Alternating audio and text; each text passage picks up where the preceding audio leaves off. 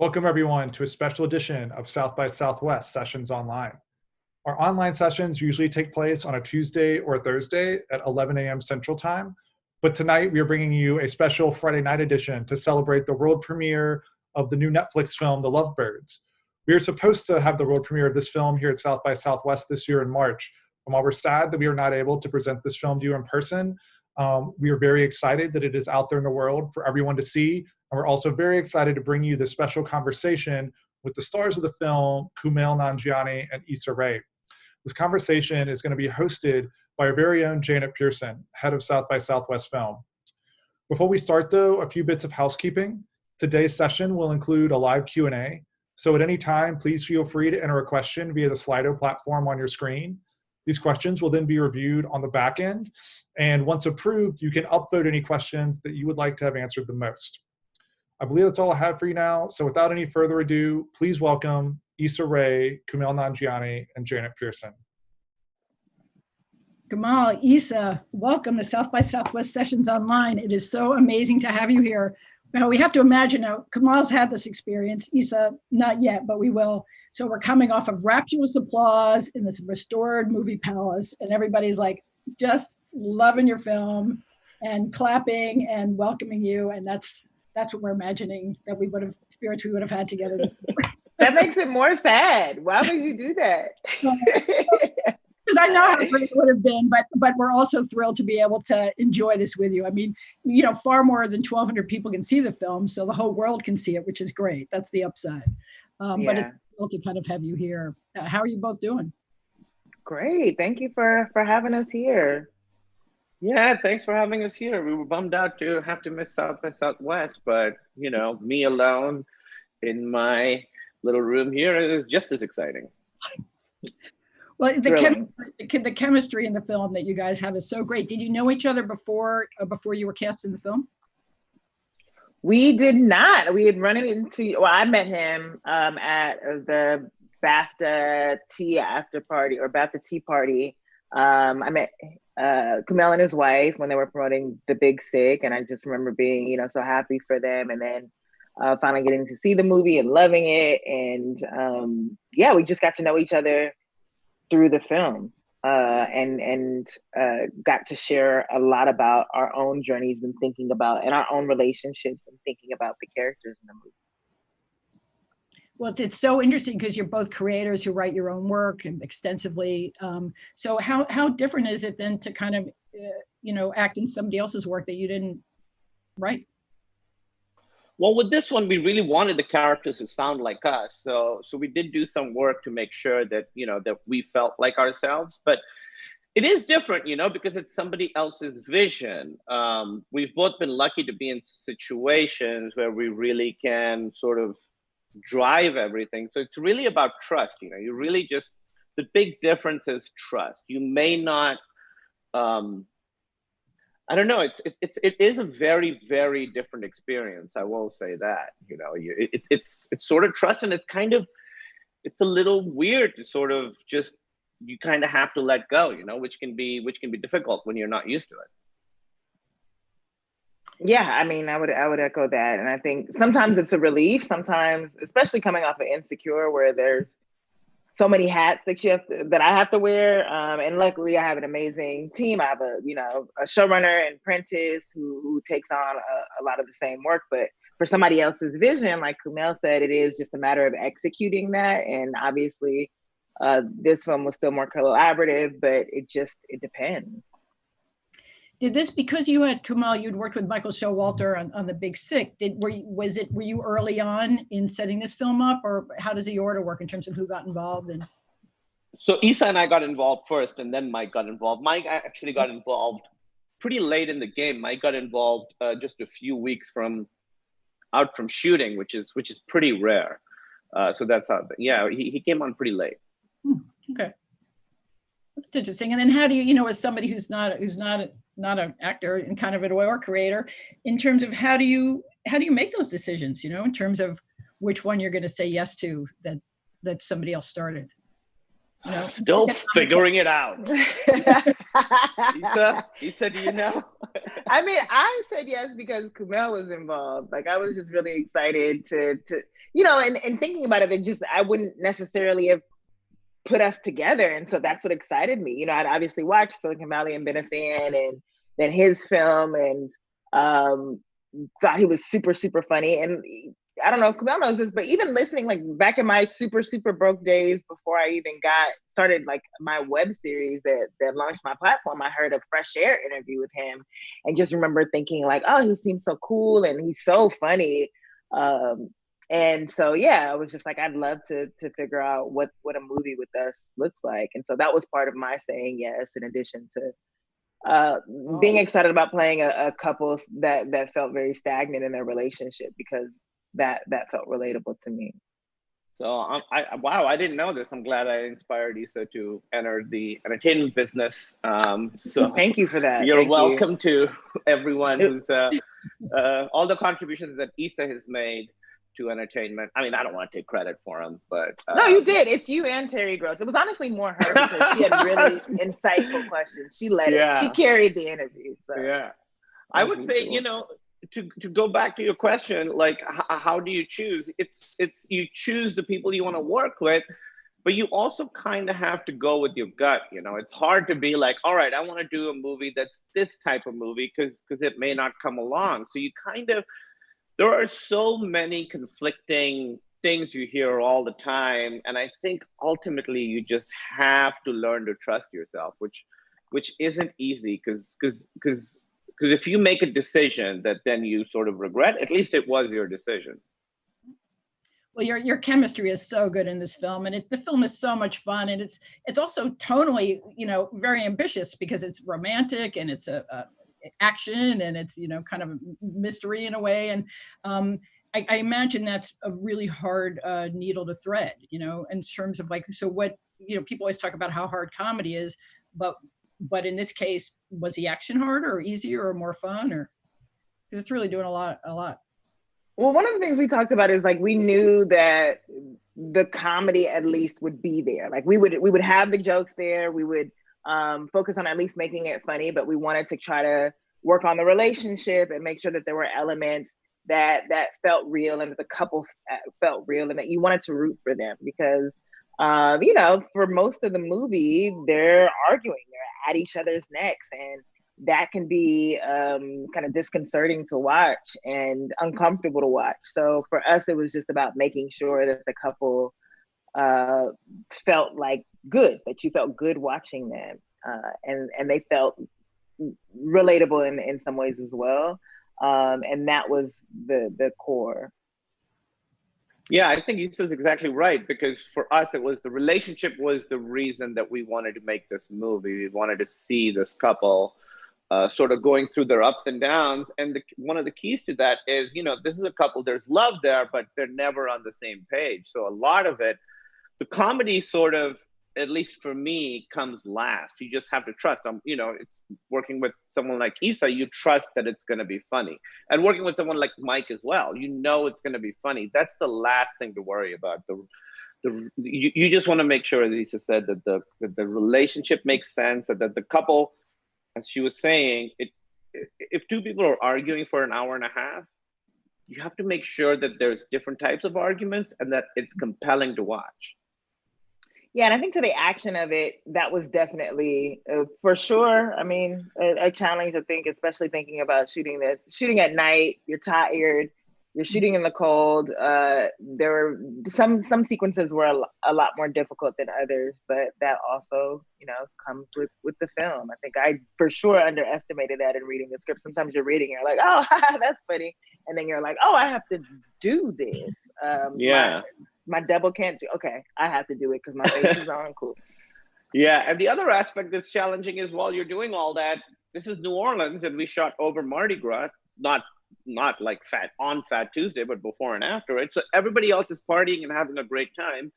And we're doing these very intense, for us, it was intense action scenes. I realized that action acting is in some ways the exact opposite of like scene work. And learning that on the job was, it's challenging, but I think learned a lot and still have a lot more to learn.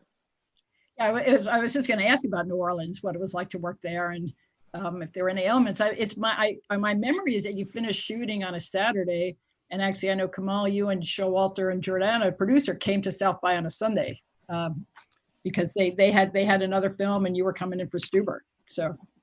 Oh, is that right? I don't even remember that. It's such a blur. Wow. Wow. Yeah. Yeah. They came for Eugene's movie, right? Right. Yeah. Yeah, it was a very, very tiring shoot because it's all night. You've seen the movie, so you know it's all outside at night, and you're pretty much nocturnal. You're sort of going against your natural rhythm. So it was definitely that's challenging. It was a cruel torture because New Orleans is such a nightlife heavy city. So you're watching people have fun while you're working. And there was, when we shot at one club scene, like we're on the actual strip where all the fun action happens. So you're just watching people be happy and drunk and dancing and having a good time. And we're acting like we're doing the same thing. So it's crazy. It was crazy. One of my colleagues suggested that actually the film's about a relationship unraveling and forcing a dysfunction and having to get along and figure it out. And aren't we all in that situation now? Who would have thought? Yeah, kind of. That is, except, you know, for us, we're unraveling and outside there's a party. Now outside there's nothing. Well, for some people there are. You know you are. Don't do it. Stop. Yeah, tricky question. We've got a lot of audience questions, so maybe we'll just like jump right into it because I know people are so excited to kind of have access to you. It's an origin question about, you know, as writers and performers, what were some of the biggest challenges you faced bringing your original work into fruition? Wow, Issa, you've done a lot more. I mean, with Insecure, what were the challenges in getting that on like an amazing channel like HBO? Yeah, lots of years of work. You know, I created 3 web series starting in 2007, and I wasn't in any of the first 2. I was just really excited about the talent that I came across, and then the 3rd web series, I actually wanted to cast one of my friends, but I was in LA and she was in DC in law school, and I felt like I was running out of time, and that ended up being Awkward Black Girl, and I cast myself, and that got the attention of a couple of execs from ABC, and then I did a pilot for ABC, and that ultimately failed, but luckily HBO called and said, hey, we heard you're free, we really like your web series, do you have anything for us? But that was from 2011 to 2016 is when the show Insecure finally came out. So it was really just about continuing to make work, continuing to make sure that I was producing stuff online and tapping into the people I knew to help me. And it was a long journey. It was not overnight. It was not quick. Wait, you had an ABC pilot? Did you shoot it? Hell no. No. We didn't make it that far. No, it was the first pilot I had ever written because, you know, Awkward Black Girl wasn't necessarily in television format. It was 10 minutes, 20 minutes was our longest episode. So no, it was a huge learning experience. And that was with Shondaland, Shonda Rhimes' company. Wow. I think what Issa's done a great job of, it seems like, is surrounding herself with people that are very talented, that share her vision, that you can trust, right? I mean, Prentice and all the names I see after the show, you know, I've seen the same names the whole time, and that must be such a great thing to really have people that are all sort of sharing this thing together. Definitely. For us, The Big Sick, you know, it was we wrote that script for 3 years before we got funding, and then it was another 6 months before we were able to start shooting. So especially when you're sort of unproven, getting that first shot it's hard. You just have to keep chipping away, keep going. You know, and you have to get lucky. You have to find someone who's going to give you that shot, because unfortunately we're in a business where people aren't that inclined to give shots to new people. Was the funding What do you feel like was the yes for the funding? It was Judd Apatow who was the producer, and it was a very, very low budget movie. You know, the money we wanted, we ended up asking for less than half that just to get the movie made the way we wanted it to. But then the good thing was, once we had the money, the studio did not meddle at all. Part of the deal was, you guys do whatever you want to do, and we'll watch the movie when it's done. So keeping the budget really low was very helpful with that. Those are the best deals. We take a lot of pride at South by that apparently Kumail and Judd met on a podcast at South by Southwest Comedy. That's actually true. Right, and there was also Pete Holmes and a third person that all Judd had met them all on this podcast and made. Whoa, and then made projects with everyone crashing came out of that too. Get the hell out of here. Yeah. What's the podcast called? I think Issa, I think you're okay. I don't know. It was and then for Issa, it's exciting for us the way you're working with Stella McGee, who we premiered Gina the Joneses a couple of years ago, and then to watch her career do them ahead, you know, the photograph is amazing, and kind of that's thrilling to see the support that goes in all the different directions, you know. Look at y'all just launching everybody, just keeping our income coming in. Thank you, South by Southwest. Well, thank you. It's just our joy to say, yes, you are awesome. Come over to our place, you know, and share your work. There's another question about how much of the jokes specifically were scripted versus improv in the Lovebirds. I would say every scene has improv in it, right? I can't think of a single scene that doesn't have improv. I think Issa and I feel like worked so well together, and you know, we were sort of on the same wavelength. And Issa's so quick and funny, and and Mike really encouraged that. He really wanted us to get the script and then just try stuff. I haven't seen the movie in a while. I'm excited to watch it tonight, but I can't think of a single scene that doesn't have significant improv in it. It almost feels like it was written for you both, you know what I mean? Because it just you feel that when you're watching it, that it just sort of your personality is just so clear in it, you know. So your timing, and so that's cool to hear. Next question is, was there anything particular that you had a hard time getting through, scene wise? That barn scene was rough.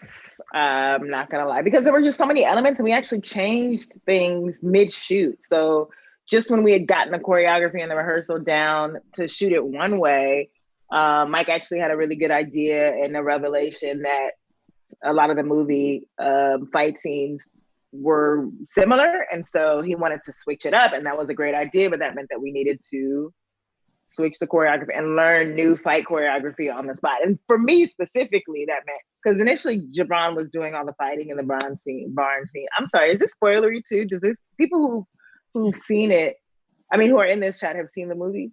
We hope so. I wish we can ask for a show of hands. It would be interesting to know. So sorry, everybody. Well, it's not a spoiler, but essentially things changed, and we had to learn like all new fight choreography on the spot, which meant we were shooting that scene for like an extra day, or at least a 2 days, who knows? It was challenging. Yeah, it was an extra 2 days, and I remember we would shoot the stuff we were supposed to shoot, and then at the end, go back to the barn. You know, it was a tough one. And then were there stunt people to help you, or was the burden on you?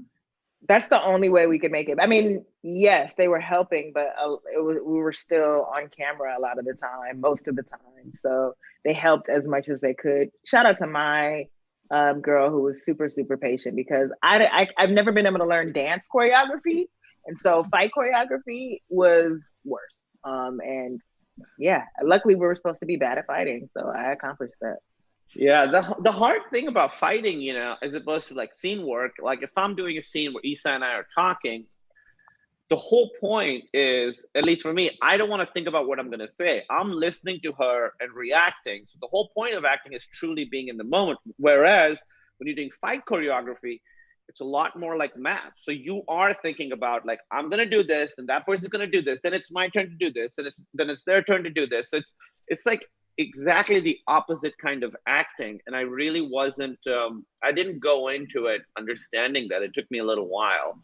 And it was watching myself do it on the monitor. I don't like to watch myself act. Like usually, a lot of actors after takes, Do you do this, Issa? Do you go watch yourself on? Never. I hate it. No. Yeah, I hate it too. I don't watch any footage until I'm done shooting, except for the fight scenes. I would go and watch because they would be like, I was like, oh, I nailed it, and they'd be like, why don't you? Do you want to take a look? I'm like, yeah, watch me nail it. And it's like, oh, that's awful. I feel like I'm going dead between moves. So that was a big learning process. And it's something you're continuing to do more of. Yes, you're moving in that direction as opportunity comes your way.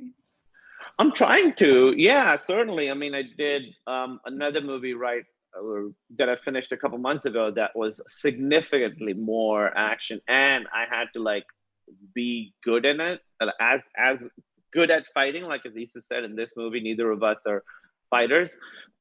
In that one, I had to pretend to be someone who could actually do it. So still learning. Yeah. Super.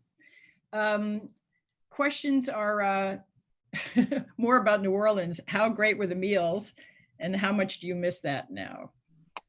Misses so much. It was the best part. Like I had Yelp collections of restaurants that I on weekends were super excited to try. Me and Kumail, like in the hair and makeup trailer, would always talk about places that we had gone. Like I was constantly asking him where he'd gone, and I would probably go after him. I never got to go to that Indian spot that you said was good, and I can't wait for outside to open back up just so I can go there. But it was heaven. It's the best food city ever. I'm gonna say that right now. Yeah, no, that's true. Issa came in with a pretty good list, and I definitely tried a lot of those places. I mean, it's hard to like shoot a movie, be in shape while all this amazing food is around. Yeah. There's a question about what surprised you the most about working with each other. How dedicated Kumail is to getting better and better and better with each take. Like I know that we said the comedy was going to be there, but the way he's prepared to have alts just even within improv is just so admirable to me, and something that I took, to the next thing that I did. It was just constantly being prepared to be funnier and better and funnier and better, and not being afraid to be like, hey, let me try this again, and let me just try different things, keep the camera rolling, and I'm just gonna keep on, trying different things, whether it fits or even if it doesn't. I can say that I tried it, and I love that he can leave the set and be like, I tried it. I tried all that I wanted to do, and that was something that was super admirable to me. Oh, thank you, Issa. And this wasn't surprising because I was such a fan of Issa's, but she was so present during all the scenes, and just the little adjustments that we had to make. Sometimes you work with people and they are sort of locked into what they're doing and they just won't adjust. So with Issa, it was really, really fun to sort of try different versions of scenes, and she was just fully always completely present and in the moment. And that's a very, very hard thing to do. That's a very, very hard thing to do. So I was always excited, even though parts of the movie were challenging. It was night, all this. When it came time to do the actual work, which was just being with Issa in a scene, it was always really exciting. And it always gave me a lot of energy because it was inspiring watching someone who was so completely available. One of the questions is, have you two considered writing something together? I don't know that we talked about writing something together, but I mean, I want to work with him again. Like that's just a no-brainer. It was so much fun. Yeah, I am holding on to Issa's coattails as long as I can. I would love to work with Issa again. I really, really hope we get to do it again. That would be so fun. Well, we talked about this a little bit, but I'm gonna ask you again because there's a question from someone saying, well, what do you love more, acting or creating? And can you even separate that? Actually, they didn't say that, I did. I can 100% separate it, and I love creating. Like, there's just no better feeling than having an idea, executing it, helping it come to life, working with people that you love, and then fine tuning it until you think it's great. Like that process is just incredible. And, you know, sometimes being in it is a hindrance. Sometimes, you know, you have blinders on. And so there's just something so satisfying about just sitting back and watching talented people, not to discredit anything that I've done, but like just great, good people bring it to life, people who would do a better job than you you could ever do. That's just really fulfilling. Yeah, I find creating really, really, really fun and really, really satisfying as well. I really love acting. I really, really love it. But I think with acting, you know, you sort of come in at a certain time, and at a certain time your job's done. And as Issa said earlier in this, that there's like a freedom to that where you're like, I'm done, now I walk away. With creating, you know, I love, my favorite part of the whole process is the writing and the editing. So the beginning of it and the last bit of it. So yeah, I just love the feeling and of like being in an editing room all day, and at the end of the day when you walk out you just see like the empty boxes of all the different meals you had there, and just being like, oh, we really fixed that scene. You know, Emily and I do this show for Apple TV Plus called Little America that we write and produce, but I don't act in it. And it's so satisfying to do that. There's another question of what are you watching during this time of quarantine? Anything particular? Kumail, you're the one watching. Oh yeah, I'm watching a lot of movies. I'm watching, you know, I don't really plan. I just sort of go with what feels like the thing to watch. So it's all kinds of stuff. It's like horror movies, like classics, sort of arty movies, psychedelic movies. Really had a weekend where we watched a bunch of like psychedelic movies. So kind of all over the place. Yeah, I'm a TV show watcher, but I haven't had that much time to watch. I watched Barry for the first time, and that was so wonderful, so great. And then just finished the latest season of Dead to Me. But beyond that, I like being immersed in shows for a day or a weekend and then keeping it pushing. Not to be we watched. No, you go. Oh, we finished a show recently called Dave. That I was really surprised at how it starts off as sort of a goofy comedy with a lot of like dirty jokes and stuff, but by the end it sort of really evolved into something very affecting and very incisive. And that was a really good watch because it's very surprising. It's rare that something surprises you in that way, where it starts one way and it completely goes another direction. He was supposed to be at our conference this year, and not to be too self-referential, but Barry was another one of our episodic premieres. So, of course, I also feel like there's another question here. Somebody says, "I loved what you said about not ignoring race in the film in the Times interview. Tell us more about transitioning the generic white leads to people of color." I think to Kumail's point, it was more about making them feel like us and acknowledging the circumstances, but not leaning too heavily on race. Like, this wasn't a movie about race by any means, but we wanted to acknowledge who we were. And yeah, that was pretty much the process of just like, is this true to what I would say, what a Black woman would say, and just making it feel as authentic as possible. Mm-hmm. Okay. Another one for Issa, from YouTube to TV to film. Issa, you've done it all. Do you have a favorite platform to use for storytelling?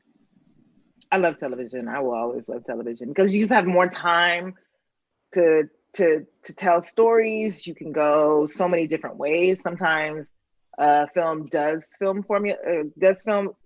formulaic in a way that can be comforting, or just a little bit too predictable. And I love that television just gives you so many avenues and ways to tell a singular story. And obviously it lends itself to various character perspectives. And I think film is a bit limiting in that way. All right. But go see Lovebirds. Good save. Yeah. I wish we could tell how many people had already seen it. Maybe we tell from some of the questions, but and And then, of course, I mean, somebody's asking, in this pandemic environment, did you miss having a traditional premiere for this film? I'm going to say, yes, we did. And then what's the movie's promotion been like compared to a theater release? That's for you.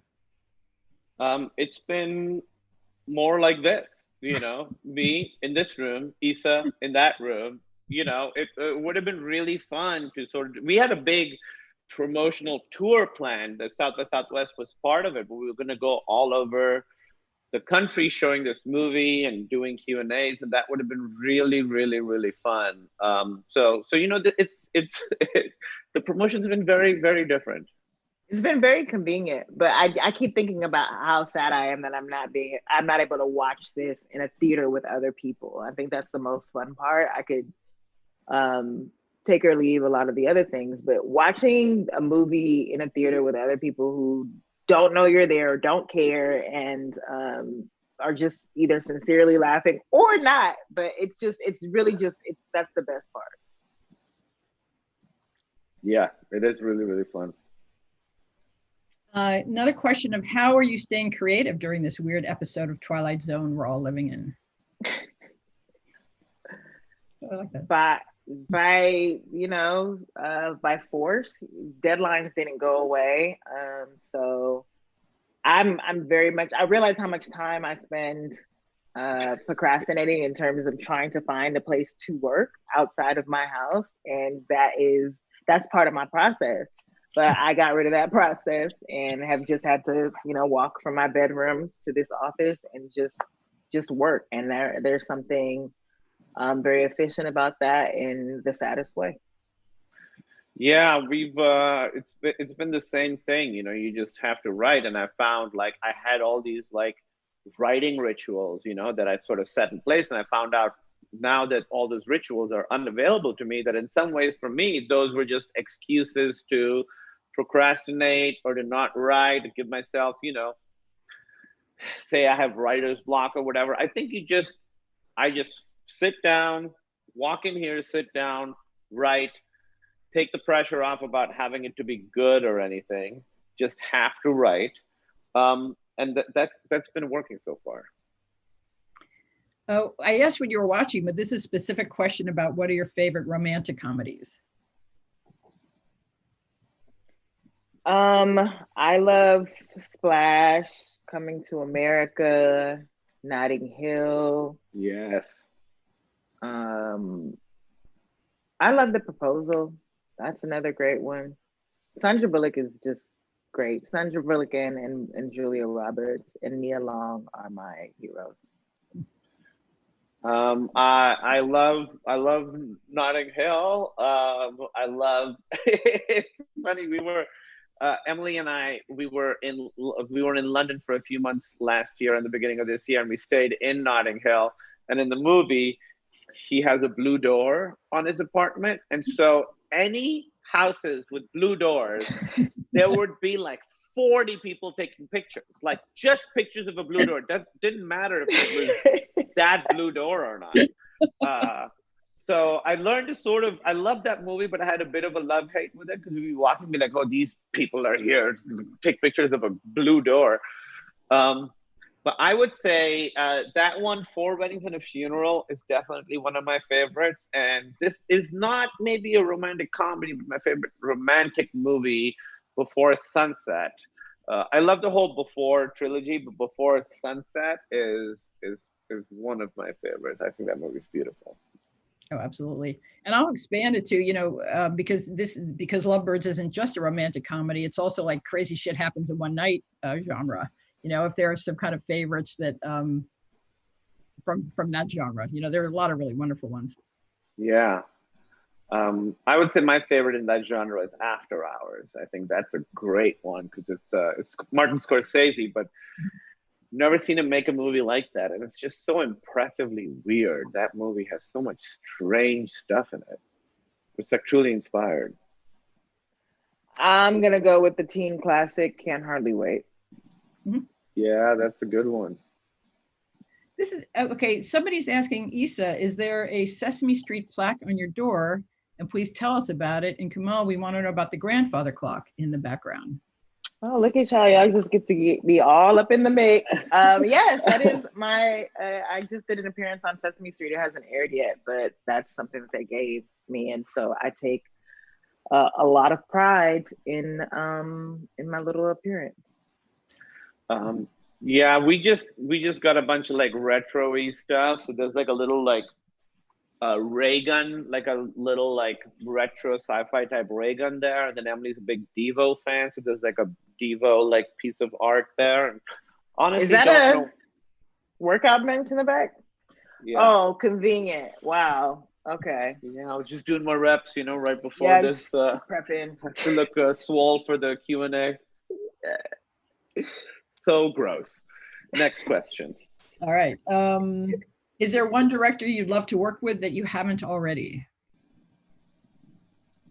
So many. I worked with I worked with a lot on Insecure that I love, but yeah, I'm just getting started. So Judd Apatow, like if I need to do a podcast, like just let me know. I could definitely get you a podcast with him. No, thank you. I would like a part. That was another one of the heartbreaks for this year. King of Staten Island is supposed to be opening night. That's going on VOD on June 12th. Right. Recommend. I don't know if I cut off your a better answer for you or Kumail. Oh, me. I would think, I just mentioned before Sunset, but Richard Linklater is somebody I really, really love. So like Issa said, there are so many great people that I haven't gotten to work with. Paul Thomas Anderson might be like right up near the top. Mm-hmm. Mm-hmm. Cool, great. Question is, what did you love most about your characters in Lovebirds? I'm sure it's specific to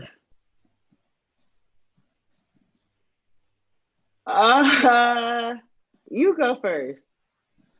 I like playing someone who's kind of a know-it-all, even though he is, by all accounts, in some ways, he's a little bit of a loser, He's stuck in his life. He's with this woman who's very, very successful and very smart, and he's kind of a loser, but he's like this know-it-all guy. Like he's an actually guy, And actually people are the worst, and it was very, very freeing to play someone who could be like, actually, like it was just so fun to do that.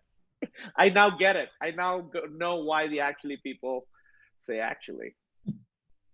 I like that my character was all about excitement and adventure, even though, it wasn't the best course of action to pursue it, even though it was for the not the best reasons.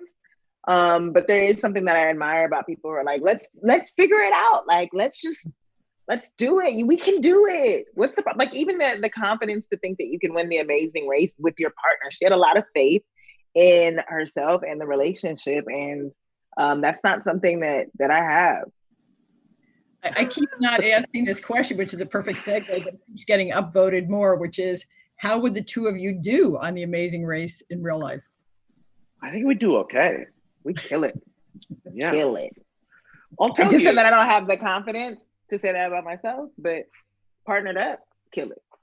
Yeah, I mean, Amazing Race isn't easy, but neither is making a movie in the middle of the night in New Orleans over Mardi Gras. Okay, all right.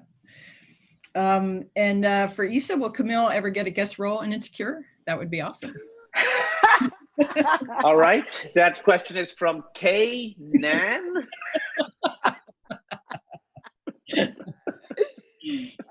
Listen, Kumail wants to be an Insecure. He's an Insecure. Anytime an answer starts with listen, that's like such a stall tactic. Listen, we are out of time. Listen, let me tell you. Well, actually, we are winding down and we're getting into the last questions here. So what are some new hobbies you've picked up since you've been in quarantine?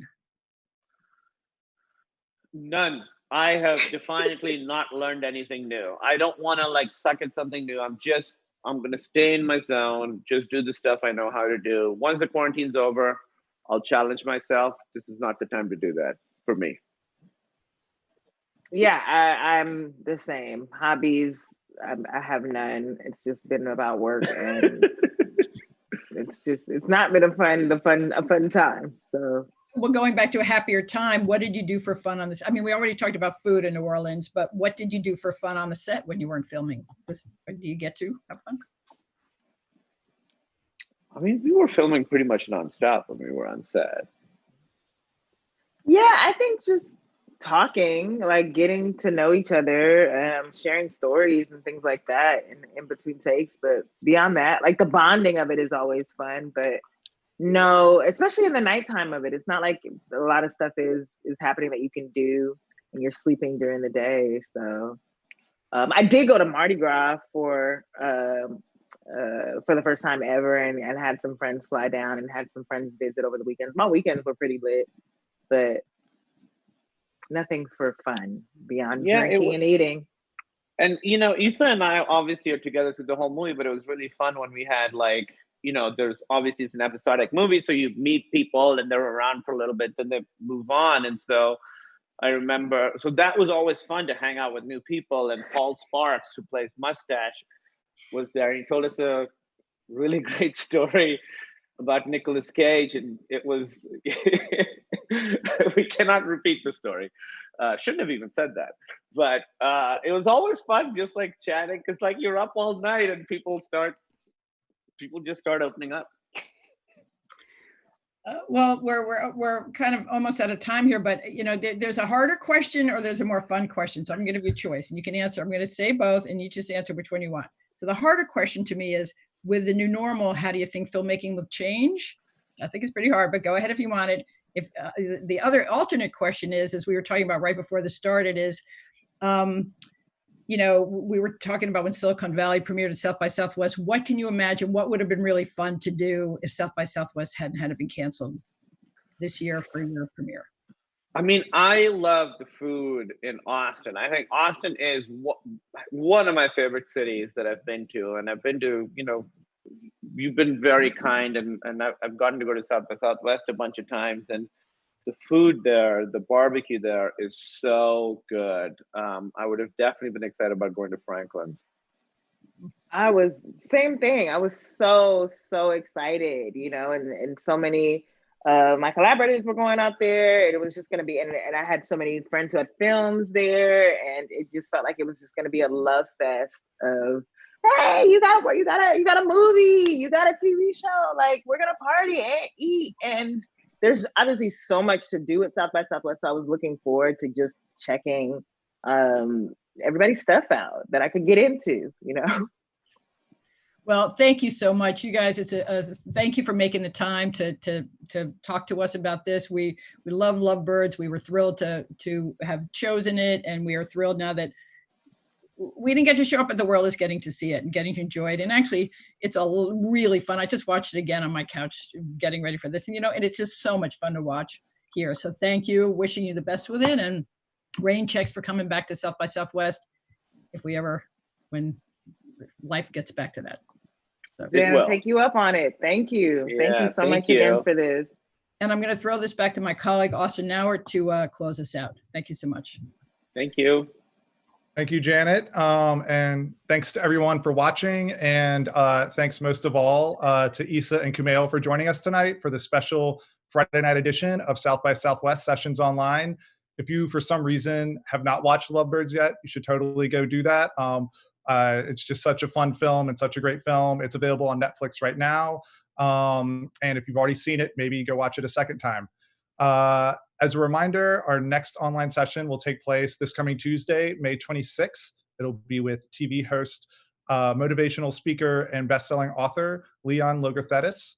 In the meantime, you can keep up with us on social media at SXSW. You can subscribe to our YouTube channel, where we post videos for all of our online sessions a day or two after they happen. And you can listen to our South by Southwest Sessions podcast, which is available on all major platforms.